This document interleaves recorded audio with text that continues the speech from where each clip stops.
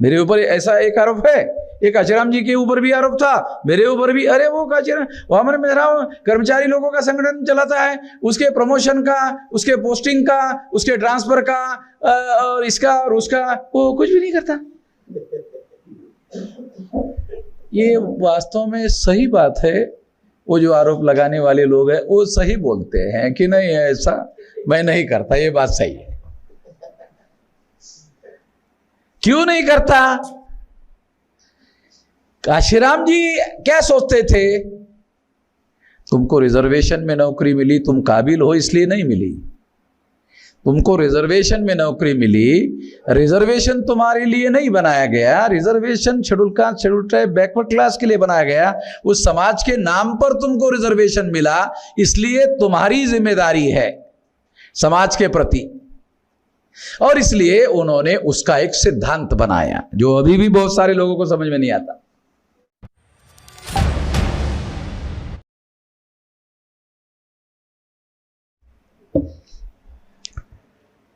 काशीराम जी का 90वां जन्मदिन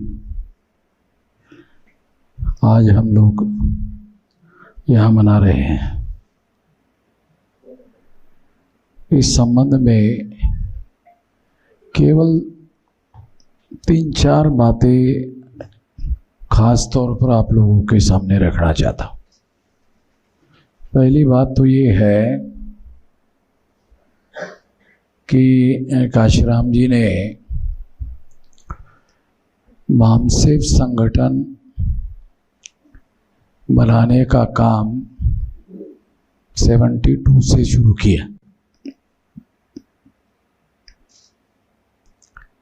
और 72 से शुरू करने का जो बैकग्राउंड है उसे समझना बहुत ज़रूरी है। 1950 को 26 जनवरी 1950 को संविधान लागू हुआ और संविधान में शेड्यूल कास्ट, शेड्यूल ट्राइब के लोगों को और बाद में अदर बैकवर्ड क्लासेस के लोगों को रिजर्वेशन लागू हुआ, मगर शेड्यूल कास्ट, शेड्यूल ट्राइब को 26 जनवरी 1950 को ही रिजर्वेशन का बेनिफिट लागू हुआ और उसके 22 साल बाद ऐसा दिखाई देने लगा कि ये शेड्यूल कास्ट, शेड्यूल ट्राइब के अंदर पढ़ा लिखा एजुकेटेड क्लास तैयार हो गया और ये जो एजुकेटेड क्लास तैयार हो गया, इसका परिवर्तन के आंदोलन में क्या रोल हो सकता है, ये बात केवल मात्र काशीराम जी को समझ में आया। उस समय किसी के भी ये बात समझ में नहीं आई और उन्होंने पढ़े लिखे लोगों का, एम्प्लॉइज लोगों का परिवर्तन के आंदोलन में उपयोग करने का निर्णय किया। इसी के अंतर्गत उन्होंने मामसेव नाम का संगठन बनाया। ये उनकी ऐसा कहा जा सकता है कि दूरदृष्टि है। ये किस दृष्टि से दूरदृष्टि है कि किसी भी आंदोलन को चलाने के लिए बुद्धि, पैसा, समय, हुनर और श्रम, अगर ये साधन उपलब्ध नहीं होते हैं तो वो आंदोलन स्वाभिमानी, स्वावलंबी, आत्मनिर्भर नहीं हो सकता और फिर उनका ना होने की वजह से जो हश्र, रिपब्लिकन पार्टी के लोगों का हश्र काशीराम जी ने अपनी आंखों के सामने महाराष्ट्र में देखा। अपनी आंखों के सामने ही वो गतिविधियां चल रही थी, वो उन्होंने देखा कि किस तरह से वो पिछलग्गू बन करके वो सारा काम कर रहे थे। तो उन्होंने इन सारी परिस्थिति का एनालिसिस किया। तो उस एनालिसिस के बाद उनको ये समझ में आया कि समाज का जो पढ़ा लिखा वर्ग है, बुद्धिजीवी वर्ग है, एम्प्लॉइज है, उसका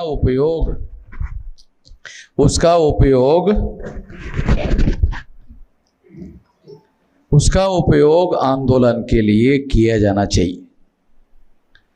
जिनके पास बुद्धि, पैसा, हुनर, समय, श्रम है, ये केवल काशीराम जी ने आइडेंटिफाई किया और आइडेंटिफाई किया कि ये साधन किसी भी आंदोलन को स्वाभिमानी, स्वावलंबी और आत्मनिर्भर बना सकते हैं, जो किसी ने भी नहीं किया। और इस बात को ध्यान में रखते हुए बामसेफ बनाया। बहुत सारे लोगों को ये बात जो मैं बता रहा हूं, ये बात बाहर के लोग जो बामसेफ के बाहर है, उन लोगों को अभी भी समझ में नहीं आता,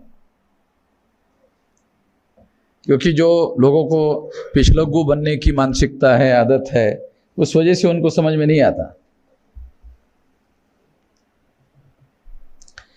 दूसरी महत्वपूर्ण बात मैं आप लोगों को बताना चाहता हूं, जो बहुत यूनिक है, जो शायद काशीराम जी की ही बुद्धि उसको समझ सकती है और उपयोग करने का सोच सकती है। वो क्या है कि जितने भी मुलाजिमों के संगठन, कर्मचारियों के संगठन बनते थे, जितने भी, कोई भी, अभी भी और पहले भी बनते थे, तो कोई भी संगठन ऐसा नहीं सोचता था कि ये कर्मचारी लोगों का संगठन इकट्ठा करके, कर्मचारियों को इकट्ठा करके संगठन बनाकर, कर्मचारियों का संगठन बनाकर समाज के लिए काम करना चाहिए। कर्मचारियों का संगठन बनाकर कर्मचारियों के लिए करना चाहिए, तो बहुत सोचने को ज्यादा जरूरत नहीं है। इसके लिए बहुत बुद्धिमान होने की जरूरत नहीं है, क्योंकि ये तो सभी लोग कर रहे हैं, पहले भी करते होंगे, उनके पहले भी करते होंगे शायद, कि जिन लोगों का संगठन है उनके लिए काम करने का। ये तो कोई सोचने की बात बहुत ज्यादा मुझे लगता है। सोचने की यूनिकनेस क्या है कि पढ़े लिखे एम्प्लॉइज लोगों का संगठन बनाने का, मगर उनके लिए नहीं करने का। वो जिस समाज में पैदा हुए उस समाज के लोगों के लिए काम करने का, ये बहुत यूनिक आइडिया थी। वो तब भी थी और अभी भी है। क्यों? क्योंकि जो ब्राह्मणवादी समाज है और लोग हैं, उनको, उनके आंदोलन को साधन प्रोवाइड करने के लिए व्यापारी लोग हैं, उद्योगपति लोग हैं, वो उनको साधन संसाधन प्रोवाइड कर रहे हैं, उनके आंदोलन को पैसा मिल रहा है, चलता है। हमारे आंदोलन को कोई उद्योगपति, कोई व्यापारी पैसा नहीं दे सकता, और पैसे के अभाव में कोई भी आंदोलन चलाना संभव नहीं है। इस दृष्टि से कर्मचारियों का ही संगठन बनाने का, मगर कर्मचारियों के लिए काम नहीं करने का, कर्मचारी जिस समाज में पैदा हुआ है उस समाज के लिए काम करने का, इसके लिए लोगों को तैयार करने का काम यूनिक आइडिया थी। अभी भी बहुत सारे लोग हमारे ऊपर आरोप करते हैं, अरे वामन मेश्राम तो एम्प्लॉय लोगों का संगठन बनाता है बम से, मगर उसके लिए तो कुछ करता ही नहीं। मेरे ऊपर ऐसा एक आरोप है, एक काशीराम जी के ऊपर भी आरोप था, मेरे ऊपर भी। अरे वो काशीराम, वामन मेश्राम कर्मचारी लोगों का संगठन चलाता है, उसके प्रमोशन का, उसके पोस्टिंग का, उसके ट्रांसफर का और इसका और उसका, वो कुछ भी नहीं करता। ये वास्तव में सही बात है। वो जो आरोप लगाने वाले लोग हैं वो सही बोलते हैं कि नहीं ऐसा मैं नहीं करता, ये बात सही है। क्यों नहीं करता? काशीराम जी क्या सोचते थे? तुमको रिजर्वेशन में नौकरी मिली, तुम काबिल हो इसलिए नहीं मिली। तुमको रिजर्वेशन में नौकरी मिली, रिजर्वेशन तुम्हारे लिए नहीं बनाया गया। Reservation schedule caste, schedule tribe, backward class के लिए बनाया गया। उस समाज के नाम पर तुमको रिजर्वेशन मिला, इसलिए तुम्हारी जिम्मेदारी है समाज के प्रति। और इसलिए उन्होंने उसका एक सिद्धांत बनाया जो अभी भी बहुत सारे लोगों को समझ में नहीं आता। वो सिद्धांत क्या बनाया? पे बैक टू सोसाइटी। अब बामसेफ के अंदर भी बहुत सारे शायद लोग काम करते होंगे, उनको भी ये बात अभी तक समझ में नहीं आती। पे बैक टू सोसाइटी।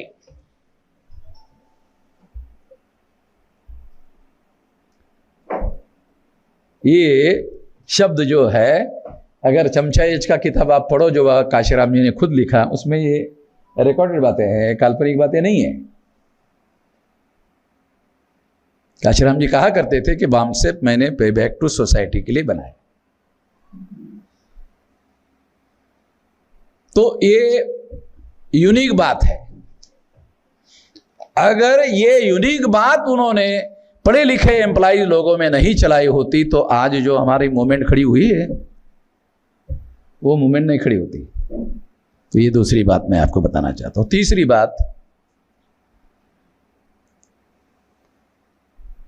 क्या किसी ने शेड्यूल कास्ट को, शेड्यूल ट्राइब को, ओबीसी को, माइनॉरिटी को, इन तमाम लोगों को इकट्ठा करना चाहिए और इनकी सारे देश भर में एक मूवमेंट बनानी चाहिए, ऐसा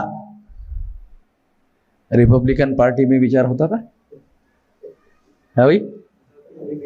अभी भी नहीं होता ऐसा सचिन बनसोड़े का कहना है। सचिन बनसोड़े का ये आरोप नहीं है, ये सच्चाई है। क्यों? मैं एक मौलिक बात आपको बताना चाहता हूं। वो मौलिक बात क्या है?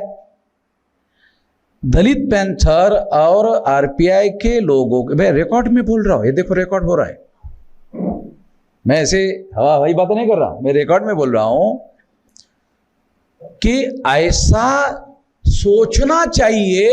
ऐसा सोच भी कुछ लोगों के दिमाग में नहीं आता। करना धरना वो बहुत दूर की बात है, वो तो आगे की बात है। वो ऐसा सोच भी नहीं आता। मग काही लोक असं म्हणतात, काय म्हणतात, अरे आपल्या पुरतं केलं पाहिजे ते भावन मेजर हे याला त्याला ऐकतोय माझं ते, आणि माझ्याजवळ नाही बोलत, बाहेर बोलत।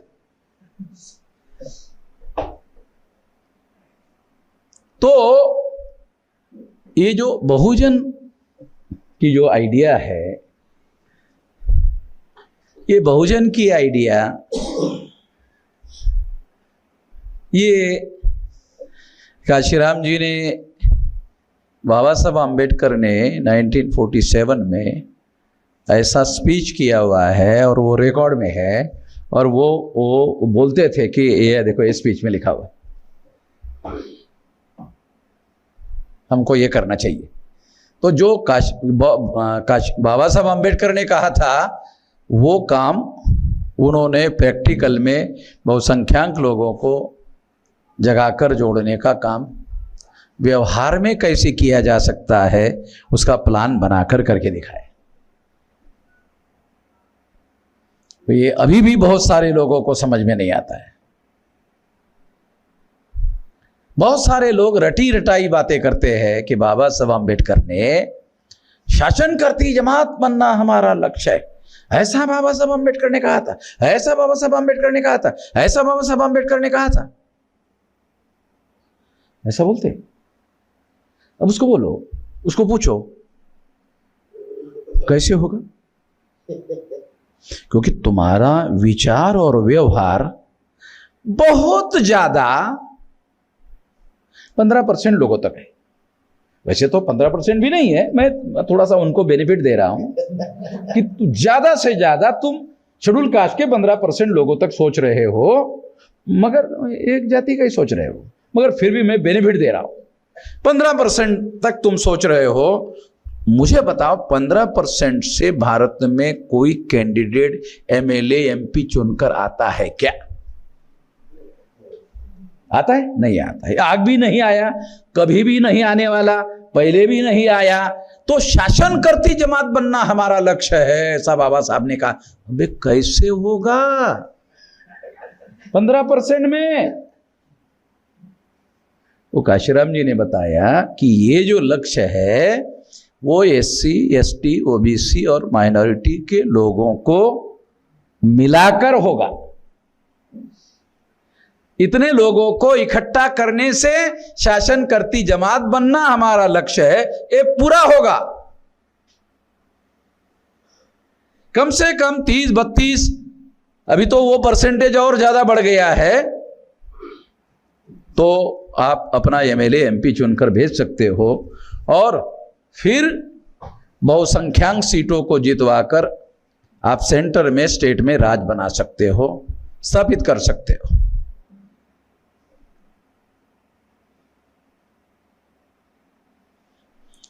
आपके जानकारी के लिए बता दो कि प्रकाश आंबेडकर भी एक RBI चलाते थे। जब काशीराम जी ने बहुजन का प्रयोग सफल करके दिखाया, उसके बाद प्रकाश आंबेडकर ने बहुजन महासंघ भारिप बनाया। भारिप प्लस बहुजन महासंघ है रिकॉर्ड। मतलब रिकॉर्ड की बातें बोल रहा हूं आपको, यानी उधर से इधर। और वो काम अभी भी व्यवहार में अभी भी नहीं हुआ, क्योंकि उसके लिए संगठन बनाना जरूरी है। संगठन बनाने का काम काशीराम जी के अलावा कभी भी किसी ने भी नहीं बनाया। वहीं से हमने सीखा, उन्हीं से हमने सीखा। और आज 729 जिलों में से 625 जिलों में हमने मामसे भारत मुक्ति मोर्चा, बहुजन क्रांति मोर्चा का संगठन बनाया। और राष्ट्रीय स्तर पर शायद ऐसा फुले शाहू आंबेडकर के आंदोलन में भारत बंद करना चाहिए, ऐसा सोच भी किसी के दिमाग में नहीं आया। महाराष्ट्र ही बंद नहीं कर सकते, भारत बंद कहां से करेंगे? महाराष्ट्र में संगठन बनाते हैं, मगर नेता राष्ट्रीय होता है, राष्ट्रीय नेते है? आता कि नहीं आता पेपर में राष्ट्रीय नेते? अरे पण चुनाव आयोग का नियम है कि कम से कम 3 राज्यों में तुम्हारी पार्टी रिकॉग्नाइज होगी तो तुम राष्ट्रीय पार्टी बना सकते हो। तो तुम्हारा महाराष्ट्र में ही है। इस हिसाब से, इस दृष्टि से भी राष्ट्रीय नहीं है, तो तुम किस हिसाब से राष्ट्रीय हो, राष्ट्रीय नेता हो? तो जो आम आदमी है उसको कुछ समझ में नहीं आता। अच्छा, उसको कोई कसौटी भी पता नहीं है कि साले राष्ट्रीय होने की क्या कसौटी है। अब क्या, किसी को कुछ भी पता नहीं है, उसके इग्नोरेंस का फायदा उठाना, ये कैरेक्टर में आपके बेईमानी है। ऐसा आपके कैरेक्टर में बेईमानी है, ऐसा लगता है कि ऐसा नहीं करना चाहिए। आम आदमी के साथ ऐसा व्यवहार नहीं करना चाहिए। उनको समझ में नहीं आता इसका क्या मतलब है, उसके साथ आप कुछ भी करते रहो, चीटिंग करते रहो, ये तो ठीक नहीं है।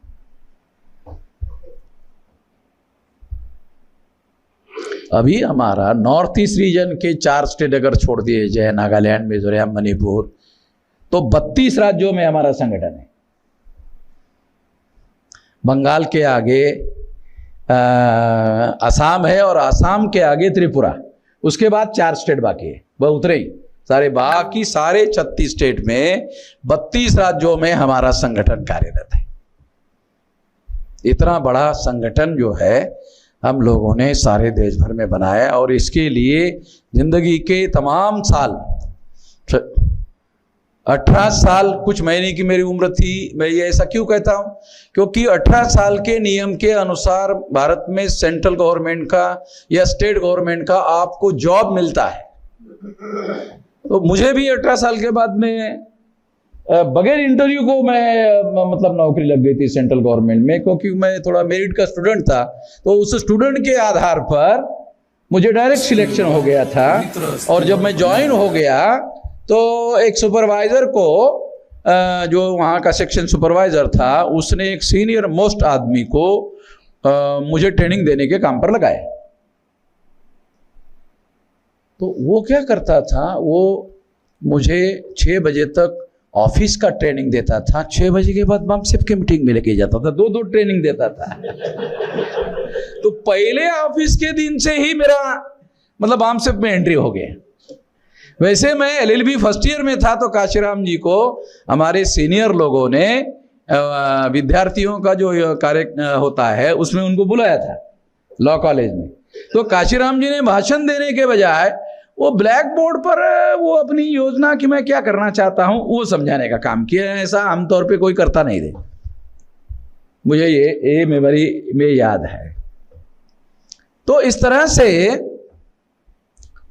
ऐसी यूनिक बात जो है वो संगठन बनाने का, क्योंकि बड़ा परिवर्तन अगर आपको लाना है तो वो बड़ा परिवर्तन संगठित शक्ति के बल पर ही लाया जा सकता है। ये काम हमने मामसिफ में काशीराम जी ने जो ट्रेनिंग शुरू किया। और एक यूनिक बात, काशीराम जी ही पहले व्यक्ति थे जिन्होंने फुले शाह आंबेडकर के आंदोलन में ट्रेनिंग शुरू किया। उनके पहले फुले शाह आंबेडकर के आंदोलन में कोई ट्रेनिंग की व्यवस्था नहीं थी। अच्छा, ये ट्रेनिंग की व्यवस्था क्यों काशीराम जी ने की कि सारे लोग फुले शाह आंबेडकर बोलते तो है, पता किसी को कुछ भी नहीं। ये बात जब काशीराम जी को समझ में आई तब उनको लगा रे इनको ट्रेनिंग देना पड़ेगा। तो फिर वो सारा 1916 से लेकर आगे का जो इतिहास है ना आंदोलन का, वो सारा ज्योतिराव फुले से आधुनिक भारत का इतिहास जो है उनके ट्रेनिंग में वो पढ़ाते थे। फुले शाह आंबेडकर के आंदोलन का जो ट्रेनिंग है ना वो इतिहास वो सब पढ़ाते थे, और कैसा कैसा उन्होंने आंदोलन को चलाया और किस तरीके से ये संविधान में हम लोगों को अधिकार मिले, वो सारी बातें ट्रेनिंग में उन्होंने सिखाना शुरू कर दिया। तब जाकर हमारे लोगों को कुछ जानकारी मिली। तो मैं ऐसा मानता हूँ आज थोड़ा बहुत फुले शाह आंबेडकर के आंदोलन में अभ्यास करने वाले लोग अगर थोड़े बहुत दिखाई देते हैं तो केवल मामसिफ के ही। आज भी इतना सारा होने के बावजूद भी रिपब्लिकन पार्टी में ट्रेनिंग नहीं है। अरे देखा देखी कर लेते, तुम कर रहे हो इसलिए हम भी कर, अरे ऐसा ही कर लेते, अनुकरण ही कर लेते, फिर भी नहीं कर रहे, क्योंकि ऐसा करने के लिए तो ओरिजिनल तो पढ़ना ही पड़ेगा ना। तो पढ़ने वाले का जो दूसरे जो लोग हैं वो पढ़ने वाले का कोई काम जो है वो पढ़ाते नहीं है, बल्कि उनका एक फार्मूला है। वो फार्मूला क्या है? वो फार्मूला भी बहुत मजेदार है। जय भीम बोलो और किधर भी चलो, मगर इतना बोलो, बाकी तुमको कोई जरूरत नहीं है, कोई स्टडी की जरूरत नहीं है, कोई अभ्यास की जरूरत नहीं है। बाबा साहब ने कौन सी किताबें लिखी, पढ़ी क्या? नहीं, कौन सी लिखी, उस किताबों का नाम क्या है, कभी किसी ने। ये केवल इस मूवमेंट में ही जानकारी मिलती है, समझदारी मिलती है, और बढ़ाया जाता है, पढ़ाया जाता है, समझाया जाता है। तो ये बहुत सारी बातें हैं जो इसके द्वारा मूवमेंट में, तो इस वजह से हमारे कार्यकर्ता जो है ना, हमारे पास डिस्ट्रिक्ट लेवल पर, स्टेट लेवल पर, कमिश्नरी लेवल पर एक दिन का ट्रेनिंग लेने वाले बहुत तमाम लोग हैं। 2-2, 3-3 घंटे बोलने वाले तो हजारों लोग हैं सारे देश भर में, मतलब बहुत सारे लोग हैं। और अभी वो साथ जानकारी होने की वजह से एक नई समस्या पैदा हो गई कि उनको बोलने रोकने के लिए चिट्ठी देनी पड़ती है। अरे बहुत हो गया यार, थोड़ा सा अभी ये इसको भी मैंने चिट्ठी देने के लिए कहा कि अरे ये ज़्यादा बोल रहा है, थोड़ा सा।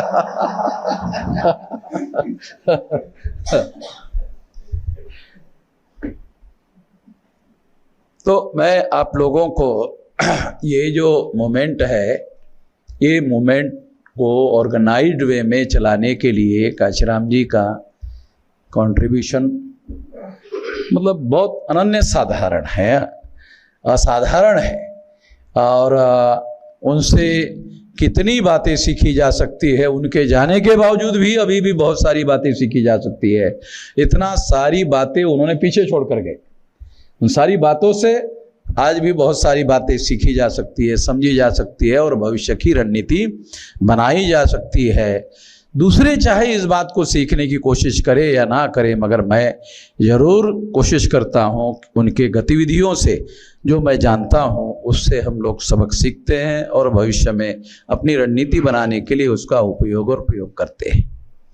आज जो संगठित शक्ति हमने निर्माण की, इस संगठित शक्ति की वजह से दूसरे बहुत सारे लोग पॉलिटिकल पार्टी के लोग भी, उन लोगों को लगता है कि हमारी मदद लेनी चाहिए, चुनाव में लेनी चाहिए, ऐसा उनको लगता है। बहुत सारे लोगों को, बड़े नेताओं को लगता है। तो उसकी प्रासंगिकता आज संगठित शक्ति के बल पर हमने बनाई हुई है और आने वाले 2030 तक ये हमारी कोशिश है कि 6 लाख गांवों तक और 15 लाख बूथ तक इस संगठन का जाल आने वाले समय में हम लोग इसको फैलाएंगे। इसको फैलाने के लिए अभी हमारी रणनीति में एक बहुत बड़ा बदलाव हमने लाया है। वो बहुत बड़ा बदलाव क्या है? अब हम लोग पढ़े लिखे शिक्षित लोगों को जागृत करके संगठित करने का काम जो करना था वो कर लिया है। अभी हम लोग मासेस को जागृत करके संगठित करने के काम में लगे हुए हैं और उसके लिए लाखों लोगों की सभाएं, बहुत बड़ी बड़ी सभाएं जो है, वे कल परसों बॉम्बे में हमने लिया, बहुत बड़ा, पूरा जितना ग्राउंड था पूरा भर गया था। कल परसों बंगाल में मैं मालदा टाउन, मालदा का नाम सुना होगा, कुछ लोगों ने सुना भी नहीं होगा, वहाँ बहुत विराट कार्यक्रम हमने किया। हाँ, बहुत बड़ा किया। तो इसलिए अब कुछ लोगों को ऐसा लगता है, अरे यार ये इतने स्टेट इतने ऐसा बोलते रहते हैं, कुछ भी बोलते रहते हैं। तो वो फोटोग्राफ देख लेगा तो उनको लगेगा कि ये कोई ऐसी हवा में फेंकने का काम जैसे मोदी जी फेंकते रहते हैं कि यार मोहम्मद इस्लाम भी फेंकता होगा। तो वो रिकॉर्ड में आप लोग देख सकते हैं। अभी हम लोग, मैं पहले ट्रेनिंग में लगा, अभी ट्रेनिंग लेना मैंने बंद कर दिया क्योंकि ट्रेनिंग लेने वाले बहुत लोग हो गए। अभी मैं लाखों लोग जो है उन लोगों को, मासेस को इकट्ठा करने की काम में लगा हुआ हूँ।